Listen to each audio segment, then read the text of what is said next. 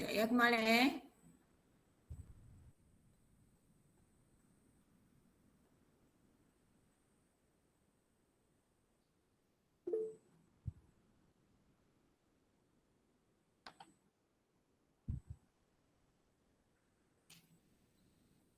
Ikut pun slow lah.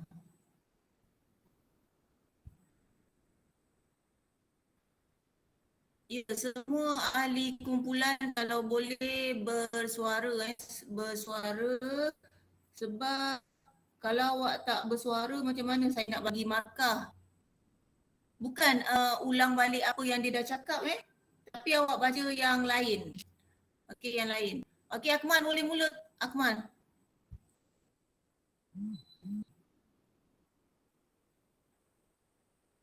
Akmal. Okey. Assalamualaikum dan selamat pagi serta selamat sejahtera kepada Puan Roslina binti Abdul Ghani. Nama saya Aku Hakim bin Syahrim dan ahli kumpulan saya yang lain ialah Chen Mei Kuan, Nur Alia Akilah binti Abdul Razak dan Siu Liying daripada kelas 4 kreatif. Jadi pada hari ini saya akan terangkan bab 6.1 iaitu kemasukan pengaruh komunis di negara kita. Akmal, yang awak present kenapa saya tak nampak Akmal? Yang lain-lain nampak tak?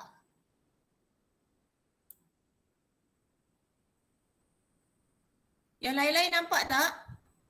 Saya seorang tak nampak. Nampak. Kenapa saya tak nampak? Baru nak masuk Sekejap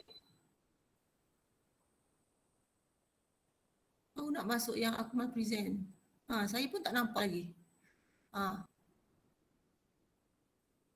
Dah boleh ke? Dah nampak? Belum baru nampak. Alright. Okey. Okey, sekarang saya start Okey. Assalamualaikum dan selamat pagi serta selamat sejahtera kepada Puan Roslina binti Abdul Ghani. Nama saya Akmal Hakim bin Syahrim dan ahli kumpulan saya yang lain ialah Chen Mei Kuan, Nur Alia Akilah binti Abdul Razak serta Siu Liying daripada kelas 4 kreatif. Jadi pada hari ini saya akan terangkan bab 6.1 iaitu kemasukan pengaruh komunis di negara kita. Apakah maksud komunisme? Komunisme ialah ideologi yang diasaskan oleh Karl Marx dan Friedrich Engels. Mereka menulis karya yang berjudul Communist Manifesto dan Das Kapital. Perkataan komunis sebenarnya bermaksud orang yang menganut fahaman komunis. Komunisme ialah fahaman yang menjadikan ekonomi dan barang pengguna sebagai milik negara. Percubaan menyebarkan ideologi komunis di negara kita bermula sejak tahun 1920-an. Negara yang terlibat dengan penyebaran fahaman komunis ni ialah China dan Indonesia. Jadi ini adalah gambar pengasas ideologi iaitu Karl Marx, ini adalah Friedrich Engels serta karya mereka ialah Communist Manifesto dan Das Kapital yang ditulis oleh Karl Marx. Seterusnya terdapat 3 jenis kemasukan pengaruh komunis di negara kita. Yang pertama ialah kemasukan pengaruh komunis dari China, kemasukan pengaruh komunis dari Indonesia, penubuhan Parti Komunis Malaya. Yang pertama, kemasukan pengaruh komunis dari China.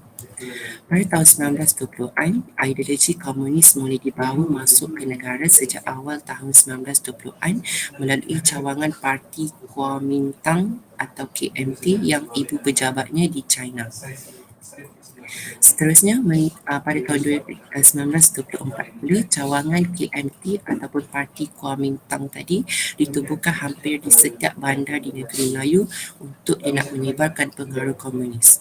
Antara bandar-bandar tersebut ialah di Muar, Johor, Melaka, Seremban, Kelang, Kuala Lumpur dan Sungai Petani di Kedah.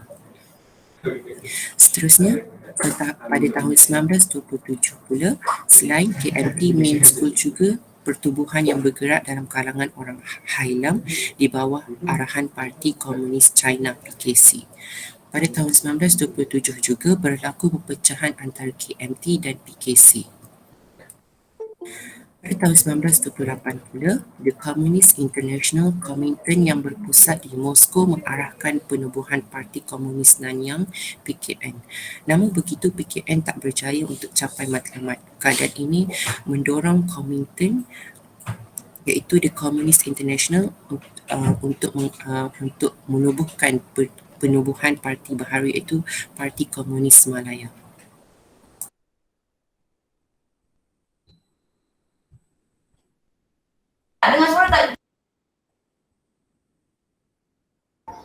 Okey, selepas ni ialah kemasukan pengaruh komunis dari Indonesia. Pada tahun 1920, berlaku penyebaran fahaman komunis di seberang perai, Pulau Pinang, Perak Utara dan Kedah oleh pemimpin komunis dari Indonesia seperti Tan Melaka, Alimin, Moeso, Boe Disoe Jitro,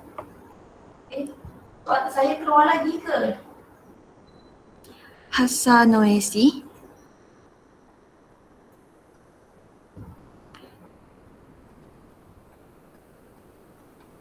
Winanta, Suai Bakat dan Sultan Perpatih.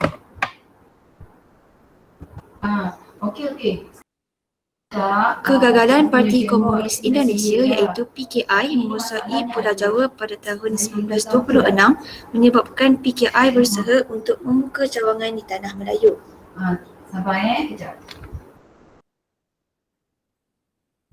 Usaha ini tidak mendapat sambutan daripada orang Melayu kerana komunis menggunakan kekerasan untuk mencapai matlamat mereka.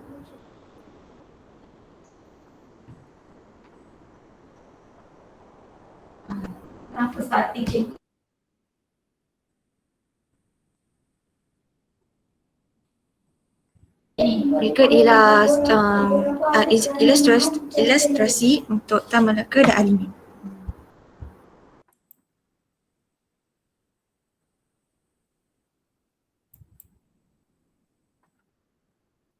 Penubuhan Parti Komunis Malaya.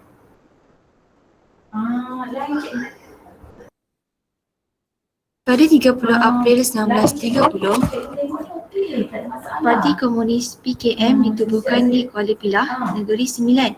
PKM bergerak melalui Kesatuan Sekerja, Pertubuhan, Penerbitan Akhbar dan Sekolah Cina. PKM menyusup ke dalam Kesatuan Sekerja untuk mengukuhkan pengaruh komunis. Apa pula?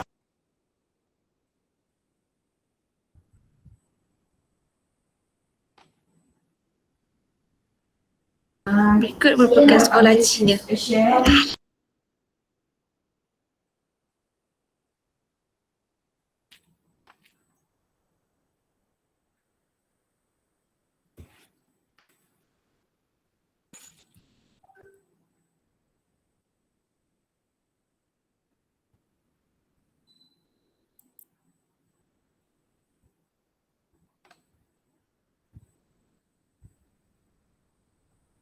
Pada zaman pendudukan Jepun, dia lambat sikit jadi macam susah. Sekejap. Pada zaman pendudukan Jepun pada 1941 hingga 1945, PKM bertindak menjalinkan kerjasama dengan British untuk memerangi Jepun. PKM juga membentuk Malayan People's Anti-Japanese Army (MPAJA) atau Bintang 3 pada tahun 1942. Menerima bantuan senjata, latihan, kewangan, bekalan logistik dan perubatan daripada British.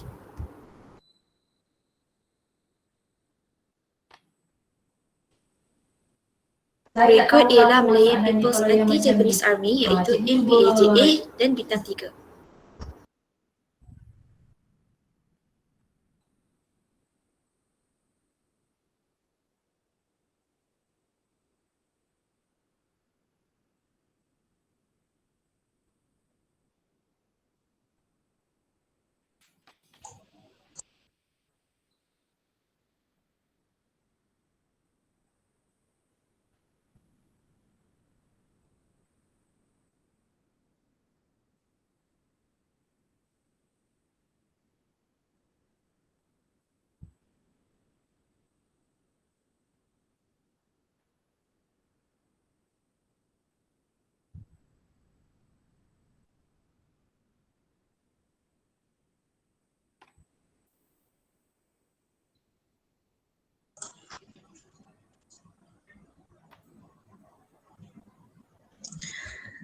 Selepas Jepun menyerah kalah, kekosongan politik berlaku di Tanah Melayu disebabkan oleh kelewatan British kembali ke Tanah Melayu.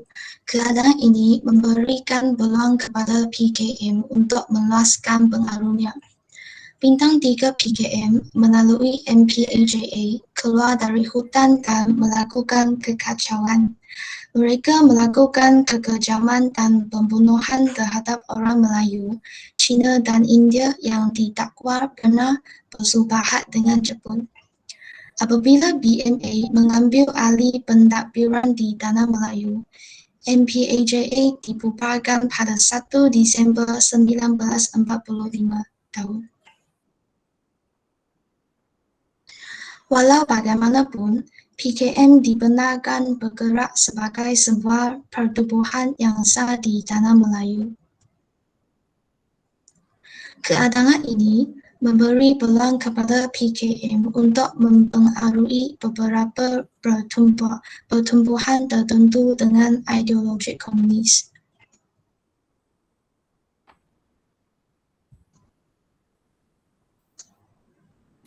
Seterusnya, PKM menyusup dalam Kesatuan Sekerja, iaitu Pan Malayan Federation of Trade Unions (PMFTU).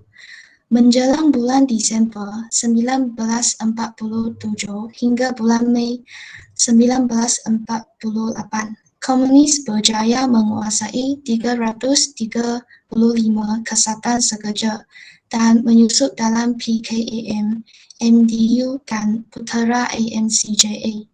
Oleh sebab, pergerakan komunis mengancam ekonomi dan keselamatan negara, maka British bertindak meluluskan Trade Union Ordinance No. 9 of 1848. Ordinans ini menyekat pengaruh komunis dalam kesatuan sekerja dan akhirnya mengharamkan PKM.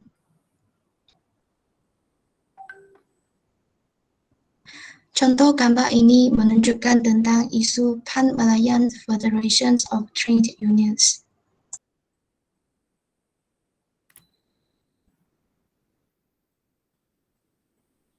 Foto perkembangan di Tanah Melayu.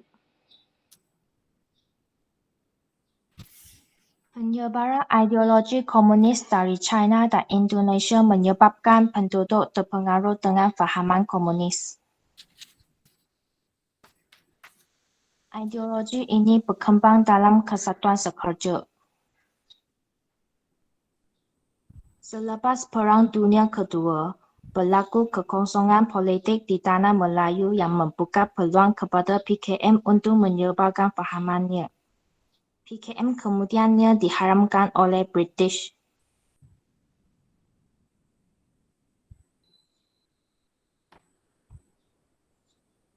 Gambar semasa perbincangan kumpulan.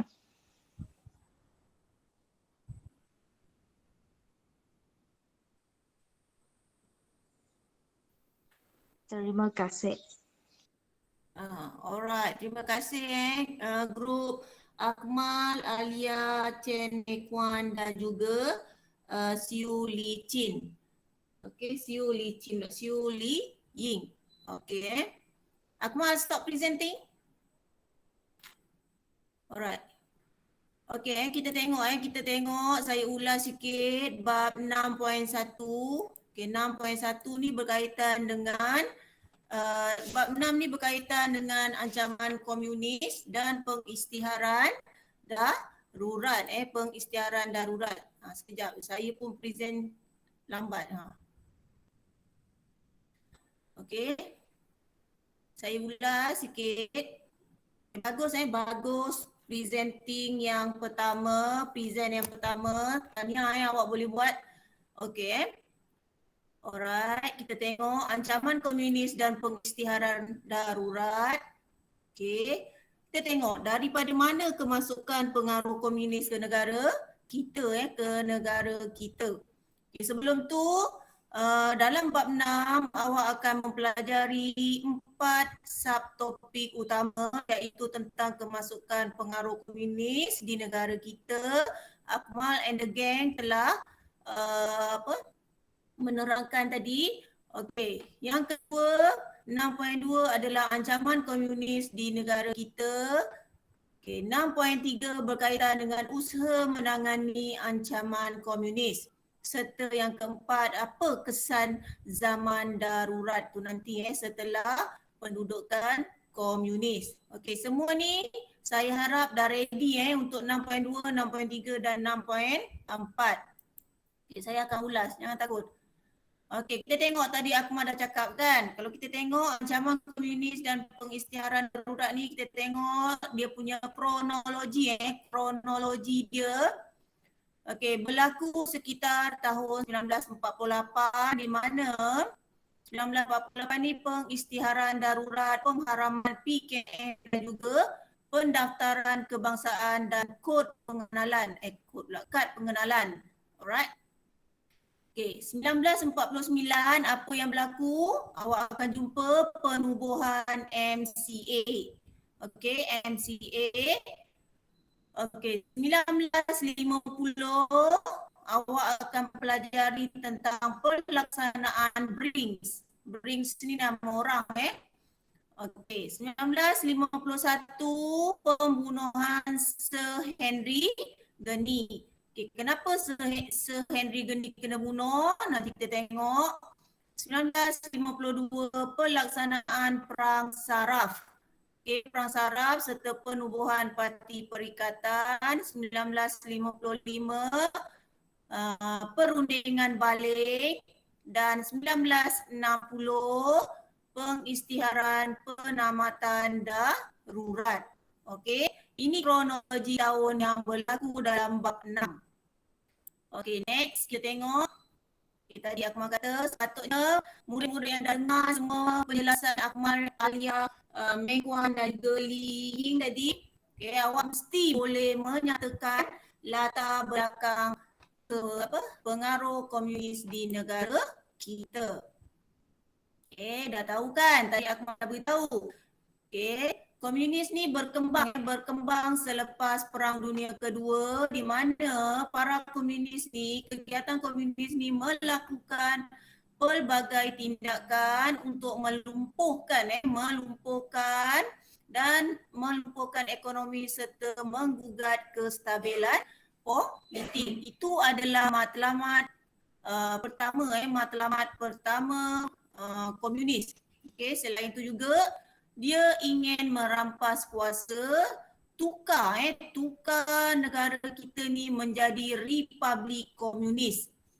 Okay, awak dah tahu dua negara utama yang mengamalkan republik komunis adalah China dan juga Indonesia, fahaman komunis. Okay, 6.1. Okay, komunis awak kena tahu maksud komunis baru awak boleh jawab untuk bab 6. Okay, komunis ni merupakan ideologi ataupun fahaman. Siapa yang bawa? Karl Marx dan juga Friedrich Engels. Ya mak? Kan? Mereka ni telah menulis beberapa karya berkaitan dengan fahaman komunis. Berkaitan dengan fahaman komunis. Okey, maksud komunis adalah orang yang menganut menganut fahaman komunis di mana komunis ni adalah satu fahaman politik yang menjadikan ekonomi dan barang pengguna sebagai hak milik mereka. Nah, tadi dia punya matlamat dia nak jadikan republik komunis kan. So dia ambil barang-barang orang, dia ambil negara orang, nak jadi hak milik dia Okay, percubaan ni disebarkan melalui ideologi komunis negara kita sekitar tahun 1920. Okey, tak apa, kita teruskan lagi. Okey, ni awak dah tahu, so tak payah terangkan. Okey, yang ini tadi kawan awak dah terangkan kemasukan pengaruh komunis. Okey, kemasukan pengaruh komunis ni dibawa oleh KMT. Jangan awak dalam exam awak tulis KMT Okey, Parti Kuomintang. Awak kena cakap betul-betul. Jangan tulis short form. Awak anggap pemeriksa tu tak tahu, okey? Tadi kawan awak dah terangkan bagaimana dia masuk, pengaruh ni masuk ke Indonesia. Indonesia ni kawasan yang paling dekat dengan tanah Melayu, so dia masuk sikit demi sikit. Okey. Namun kalau awak tengok dia tidak mendapat sambutan daripada orang Melayu. Kenapa orang Melayu tidak menerima komunis? Kita Melayu dunia pun kita tak terima, ini kan pula komunis. Komunis ni dia menggunakan cara kekerasan. Kekerasan. Dia tahu nak bunuh orang aja kan. Demi matlamat dia tercapai. Okey, ni adalah cara kemasukan dia. So dah tahu tadi, saya tak payah terangkan. Walaupun awak buat slide, saya pun buat slide juga Okey, tak apa. Nanti slide saya akan bagi pada awak. Okey, next section, siapa yang akan present? Siapa yang akan present?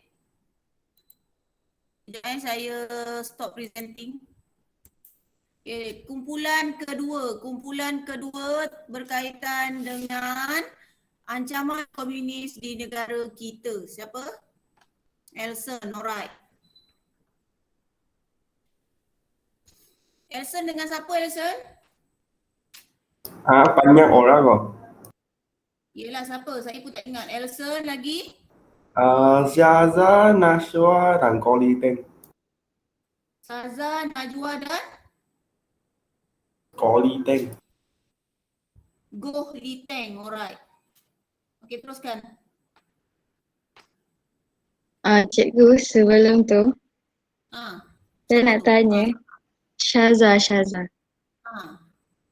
Kesatuan Sekerja tu macam persatuan ke? Ya. Pertubuhan. Pertubuhan apa? Kalau contoh kat sini dia macam dia tubuhkan sesuatu pertubuhan, jadi dia duduk bawah kesatuan tu. Awak belajar masa Tingkatan 3 kan, ada kesatuan yang memberikan apa tu India punya, saya tak ingat Tingkatan 3 sebab saya tak ada Tingkatan 3 kan. Jadi dia sebuah pertubuhan. Sekarang ni dia di bawah pertubuhan apa? Alright? Boleh Saza? Okey. Terima kasih cikgu.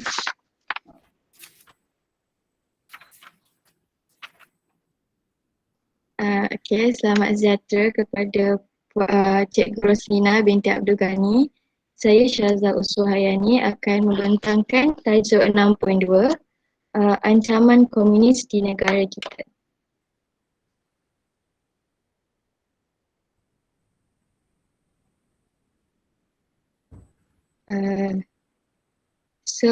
Gerakan komunis antarabangsa menganjurkan dua persidangan di Kalkutta, India, iaitu Persidangan Kongres Bela Asia pada 19 hingga 25 Februari 1948 dan Persidangan Parti Komunis India pada Mac 1948. Gerakan komunis antarabangsa menghantar PKM menghantar wakil dalam persidangan tersebut, dan dalam persidangan tersebut juga pengikut komunis di kawasan yang dijajah telah digesa supaya memperhebat perjuangan menentang imperialis di setiap negara Asia. Oleh itu, Jawatan Kuasa Eksekutif Pusat PKM mengambil keputusan melancarkan perjuangan bersenjata bagi menubuhkan Republik Komunis di Tanah Melayu. Ini menyebabkan British mengisytiharkan darurat. PKM meneruskan tindakan melumpuhkan ekonomi dan infrastruktur serta mengancam keselamatan rakyat. Perisytiharan darurat diisytiharkan oleh Sir Edward Gent, iaitu pesuruh tinggi British di Tanah Melayu. Oleh itu, undang-undang darurat dilaksanakan di kawasan tertentu di negeri Perak, iaitu Ipoh dan Sungai Siput. Faktor pengisytiharan darurat adalah Arthur Walker, pengurus ladang, iaitu pengurus ladang Eiffel, dan John Ellison, pengurus ladang Finsun, dan pembantunya Ian Christian dibunuh oleh komunis di Siput di Perak pada tahun 16 Jun 1948. Pada 17 Jun 1948, Perak dan Johor menjalankan Undang-Undang Darurat. Pada 18 Jun 1948, seluruh tanah Melayu menguatkuasakan undang-undang ini.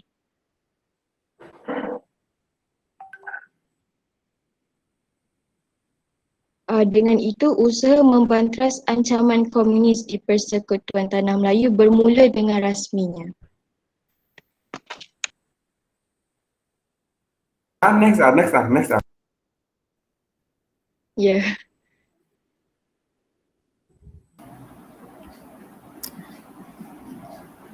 Seterusnya, tindakan komunis. Komunis tetap meneruskan aktiviti menggugat keamanan walaupun undang darurat telah dikuatkuasakan. Komunis juga membuat kekacauan di seluruh negara agar penduduk hilang keyakinan terhadap British, iaitu melumpuhkan ekonomi, merosakkan infrastruktur, mengancam keselamatan penduduk dan mengancam pasukan keselamatan. Tindakan yang pertama, melumpuhkan ekonomi. Biji timah dan ladang getah menjadi sasaran utama British. Komunis menyerang lombong biji timah di Perak, Selangor dan Negeri Sembilan dari tahun 1948 hingga 1956. Mereka merosakkan pokok getah, kilang aset, rumah asap, kedai dan sekolah serta membunuh pekerja. Yang kedua, merosakkan infrastruktur. Komunis sabotaj kemudahan asas, terutama pengangkutan dan perhubungan. Mereka mengebom, merosakkan dan mengalihkan landasan kereta api. Kenderaan lalui jalan raya yang ditembak dan dibakar. Komunis juga sabotaj kemudahan telefon dan telegraf serta merosakkan paip air. Kemudian mereka menyerang pekerja awam yang membaiki jalan raya, memasang paip air, membina sistem pengairan dan pekerja yang menjalankan penyelidikan di tapak skim hidroelektrik. Selain itu, komunis mengancam keselamatan rakyat. Komunis menggugut, mensabotaj, menyerang, melakukan kekejaman, menganiaya, menculik, merampas, membakar harta benda dan membunuh penduduk yang enggan bekerja sama. Contohnya, pada malam 5 Julai 1949, seramai 46 orang cedera parah dan 4 orang mati kerana komunis mencampakkan bom tangan di Shem Circus Kampar, Perak. Seterusnya, komunis juga mengancam pasukan keselamatan. PKM iaitu Parti Komunis Malaya menyasarkan pasukan keselamatan dan menyerang balai polis. Tindakan ini adalah untuk mencetuskan keadaan huru-hara dan menunjukkan ketidakupayaan kerajaan untuk melindungi keselamatan penduduk. Serangan ke atas pasukan keselamatan adalah seperti yang berikut. Pada 17 Jun 1948, komunis menyerang balai polis di Kampung Jeram di Chor, Johor. Pada 26 Jun 1948, komunis menyerang balai polis Kuala Krau di Temerloh, Pahang. Pada 28 Jun 1948, komunis membakar balai polis di Jerantut, Pahang. Pada 17 Julai 1948, komunis menyerang balai polis Kuala Musang di Kelantan. Pada 8 Mac 1949, komunis menyerang tentera di Kerajaan Selangor. Pada 22 Februari 1950, komunis menyerang balai polis Bukit Kepong di Muar, Johor. Pada 24 Mac 1950, komunis menyerang hendak pasukan askar Melayu di Ulu Semur, Kelantan. Pada 28 Jun 1950, komunis menyerang balai polis Kambau di Kota Tinggi, Johor. Pada 21 Februari 1952, komunis menyerang kenderaan polis di Taiping, Perak. Pada 28 Mei 1954, komunis membunuh ketua polis Kedah. Pada 18 Oktober 1954, komunis menyerang balai polis Chuan Seng di Pontian, Johor.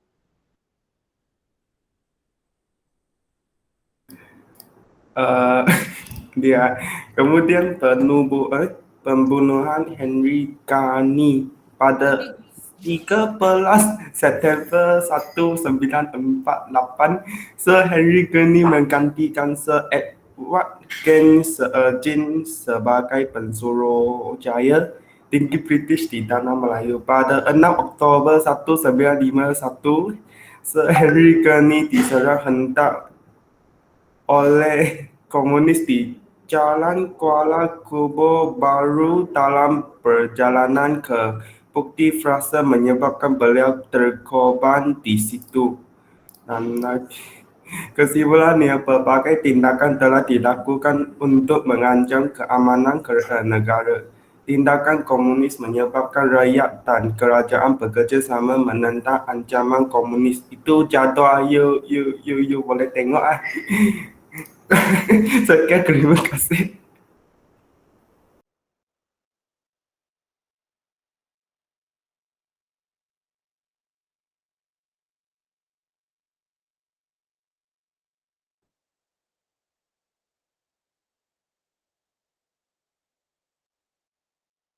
Halo, cikgu, halo.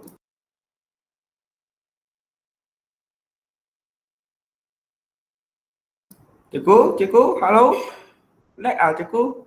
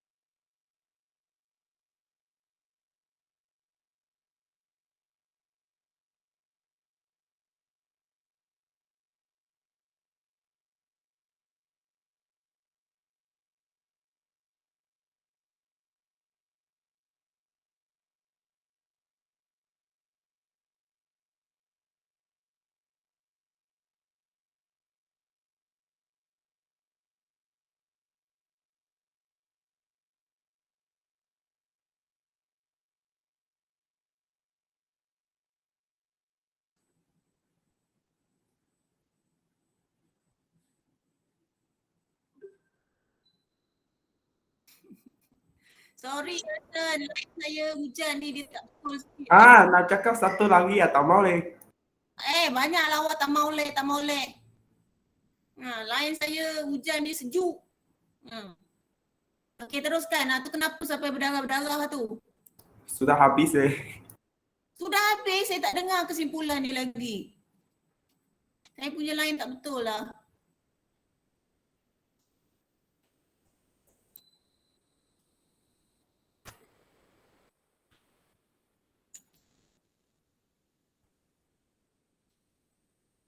Mana sini ya?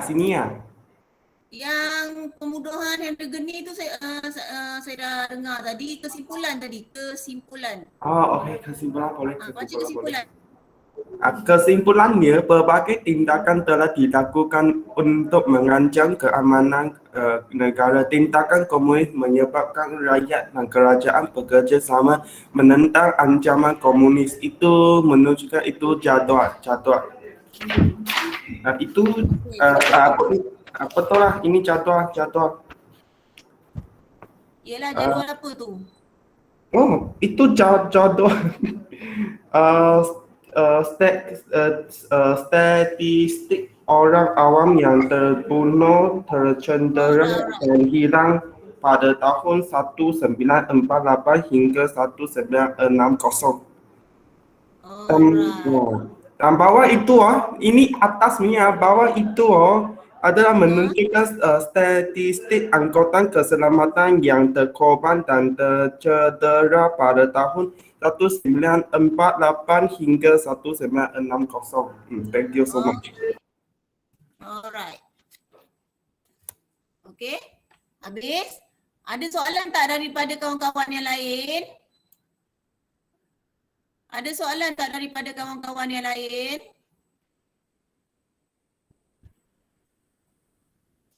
Tak ada.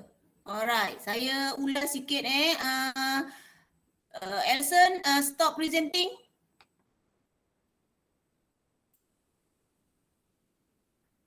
Okey, tadi Elson and the gang dah terangkan macam mana ancaman komunis di negara kita di negara kita. Kalau kita tengok, sekejap saya pun slow nak keluarkan ni. Okay, kalau kita tengok gerakan komunis ni dia mengadakan dua persidangan, satu di India, satu lagi persidangan Kongres Belia Asia, dua persidangan besar yang dibuat oleh gerakan komunis. Okey, PKM ni juga telah menghantar wakil dalam setiap persidangan tersebut.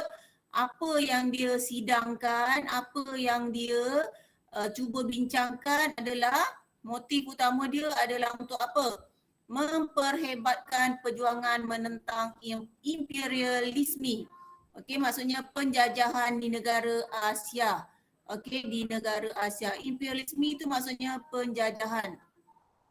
Okey, kalau kita tengok dia pun ada jawatan kuasa eksekutif dia. Bukan pentadbiran kita je, pentadbiran komunis pun ada jawatan kuasa mereka di mana dalam jawatan kuasa eksekutif tu ketua-ketua dia telah mengambil keputusan melancarkan perjuangan bersenjata. Okey, matlamat utama kita dah tahu tadi, matlamat fahaman komunis adalah menubuhkan republik komunis terutamanya di tanah Melayu. Okey, kita dah tengok dia punya cadangan dia nak tubuhkan perjuangan bersenjata. Lepas tu tindakan komunis. Apa tindakan dia tadi? Okey, tindakan komunis disebabkan oleh British mengisytiharkan darurat. Jadi PKM ni teruskan tindakan melumpuhkan ekonomi dan infrastruktur. Bila British isytiharkan darurat, jadi diambil peluang tersebut nak teruskan untuk melumpuhkan ekonomi dan juga infrastruktur. Okay. Kalau infrastruktur tak elok, macam mana ekonomi nak berjalan, betul tak Ivan? Okey, kita tengok nombor 1. Tadi kawan awak dah cakap. Di sini ni. Okey, nombor 1. Kalau kita tengok disebabkan oleh Sir Edward pembunuhan 3 orang pengurus ladang British. Okey. Tadi saya dah sebut iaitu siapa nama tadi? Arthur, lepas tu ada Johnson, lepas tu ada Pinson. Okey. Okey, mereka ni telah dibunuh oleh siapa? Komunis. Okey, telah dibunuh oleh komunis. Tadi saya kata dekat mana? Okey, awak dah dengar tadi kan dekat mana? Okey, berikutan daripada pembunuhan tersebut, Sir Edward Gun tadi di mana dia ni pesuruhjaya tinggi British di tanah Melayu mengisytiharkan darurat. Ni pakcik ni kan. Okay, seterusnya bila dah ada darurat macam kita hari tu pernah diadakan Tan Sri Muhyiddin Yassin pernah mengadakan darurat, tapi darurat kesihatan. Okey, maksudnya kita tak boleh melakukan perkara apa masa darurat tersebut. Darurat ni bukan darurat politik aja, berbagai-bagai jenis darurat. Okey, undang-undang darurat dilaksanakan di kawasan tertentu. Siapa baru masuk ni? Chin Jiswan. Okey, seperti tadi di Perak, Sungai Siput. Kalau sampai sekarang pun memang kawasan Sungai Siput ni memang ada lagi bekas-bekas komunis. Bekas-bekas komunis. Okey, lepas tu kita tengok undang-undang darurat ni diperluaskan sehingga ke seluruh negeri Perak. Kalau dulu daerah-daerah tertentu, tapi diperluaskan ke seluruh negeri Perak. Okey, kita tengok tindakan. Tadi siapa yang baca tindakan tadi? Najwa kan. Najwa tadi dia baca tindakan yang pertama melumpuhkan ekonomi, yang kedua komunis merosakkan infrastruktur. Nombor saya pun salah dah. Okey, yang ketiga komunis mengancam keselamatan dan juga komunis mengancam pasukan keselamatan. Tadi keselamatan rakyat dan juga keselamatan untuk pasukan seperti polis ke askar tu. Okey. Okey, yang ini tadi dah diterangkan antara tindakan-tindakan komunis untuk melumpuhkan ekonomi, apa yang dia lakukan. Apa yang kita tengok, dia menggugat keamanan. Itu yang penting. Sampai sekarang kalau negara kita tak aman, jadi orang-orang luar boleh masuk. Dia tahu kita tak stabil. Okey. Keamanan, kestabilan negara di mana walaupun ada undang-undang darurat dikuat kuasa, tapi kalau kita tengok pada masa tu penduduk hilang keyakinan terhadap British. Okay, sebenarnya penduduk ni harapkan British menentang komunis tapi bila dia tengok British tak boleh alang komunis, jadi dia dah hilang keyakinan. Okay. Komunis buat apa lagi? Dia nak lemahkan ekonomi. Dia pergi tempat-tempat yang selalu menjadi sumber ekonomi dari dulu, kini dan selamanya, iaitu Lombong Biji Timah, ladang-ladang getah. Okey, dekat situ dia cuba musnahkan, dia cuba serang. Okey, bila dah diserang pusat-pusat ekonomi yang utama tu, jadi ekonomi masa tu jadi lumpuh. Okey, yang seterusnya 1948 hingga 1956 apa yang berlaku? Komunis ni telah menyerang 80 lombong tapak lombong Biji Timah, iaitu di Selangor dan juga Negeri Sembilan. Okey, seterusnya apa yang komunis lakukan? Akibat daripada serangan tersebut, kita tengok ramai pekerja lombong dan pekerja ladang getah tadi menderita. Lepas tu kerja-kerja harian mereka di lombong dan ladang getah juga terganggu. Okey, bila ada ancaman komunis, jadi pekerja-pekerja tu takut nak pergi ke lombong, takut nak pergi ke ladang getah. Okey, sebab apa dia takut? Sebab dia takut nyawanya terancam. Okey, sana sini ada komunis. Okey, tindakan seterusnya dia melakukan kerosakan infrastruktur. Ini awak boleh tengok dalam cerita Bukit Kepong. Ya, Edson, buka video Bukit Kepong. Okey, Bukit Kepong. Okey. Komunis ni. Okey. Komunis menjalankan pelbagai kegiatan. Dia menjalankan kegiatan bukan yang baik. Okey, yang jahat. Dia sabotaj. Okey, sabotaj kemudahan asas seperti pengangkutan dan perhubungan. Contohnya dia rosakkan jalan kereta api, dia bakar bas, lepas tu dia bakar kereta teksi, semua bagai-bagai. Okey. Okey, mereka bukan merosakkan saja, mereka juga mengebom. Okey, kalau awak tengok gambar tu, dia mengalihkan landasan kereta api supaya sumber pengangkutan ekonomi tu tidak berjalan. Okey, lumpuh. Macam mana nak angkat Biji Timah kalau landasan kereta api dah rosak? Okey. Macam mana nak angkat getah, semua dah terbakar. Okey. Okey, seterusnya komunis juga turut mensabotaj telefon, telegraf. Okey, dia rosak dia rosakkan paip air. Okey, dia semua ni adalah sumber-sumber infrastruktur. Telefon dia tak kasih orang berhubung dengan pihak luar. Okey, telegraf tu macam kita sekarang pejabat pos. Okey. Okey, lepas tu yang keempat, komunis bertindak menyerang pekerja awam. Masa pekerja awam tu nak membaiki jalan raya, dia serang dia pekerja tu. Okey, betapa jahatnya komunis, betapa jahatnya fahaman ataupun ideologi komunis. Okey. Okey, next section. Okey, tindakan komunis yang seterusnya mengancam keselamatan rakyat. Kalau tadi dia sabotaj infrastruktur, sekarang dia hancam nyawa rakyat pula. Okey, iaitu komunis ni telah melakukan pelbagai tindakan yang ganas. Dah tahu kan? Dia punya gerakan dia memang gerakan ganas. Tak ada nak slow motionnya. Ya, Elson? Okay, mereka ni telah mengugut, mensabotaj, melakukan kekejaman, aniaya, colik, rampas dan sebagainya. Okey, pada siapa contohnya Elson tak nak bekerjasama, Saza tak nak bekerjasama dengan komunis, maka dia tembak aja. Lepas tu dia pancung aja kepala awak ataupun dia minum, dia bagi awak seksa. Okey, bagi awak seksa. Kalau boleh dia nak awak mati dalam, bukan mati dalam iman tau Saza, dia mati dalam keseksaan. Kalau mati dalam iman tak apa. Okey. Okey, 5 Julai apa yang berlaku? Komunis ni telah menyampakkan bom tangan dekat Kampar. Okey, apa yang terjadi? Seramai 46 orang cedera parah dan 4 orang mati dalam kejadian tersebut.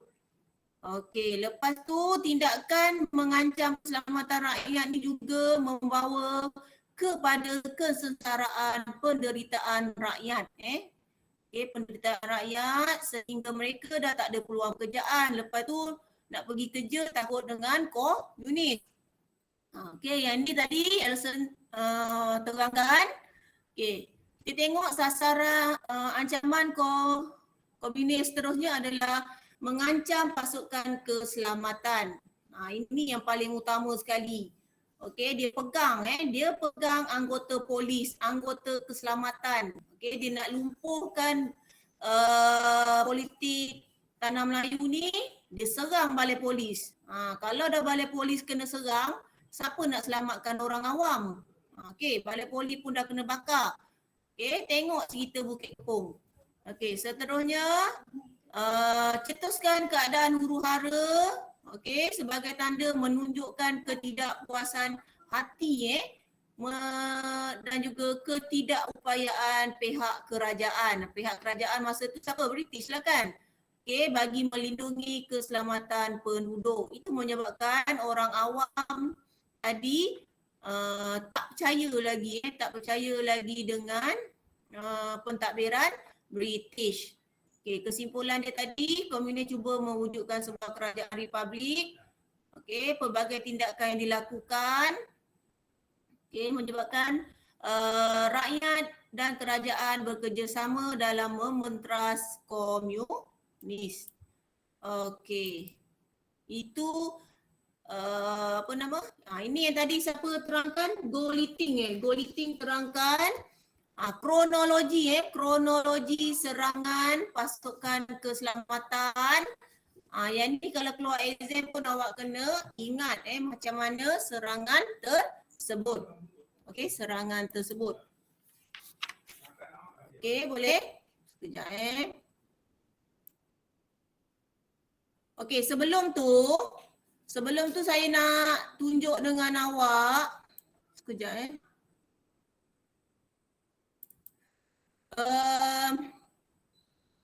tentang untuk hari ni kita sampai 6.2. Lepas tu kita sambung dengan 6.3 dan juga 6.4. So sebelum tu saya nak tunjuk dengan awak macam mana awak nak jawab exam nanti nak jawab exam. Sekejap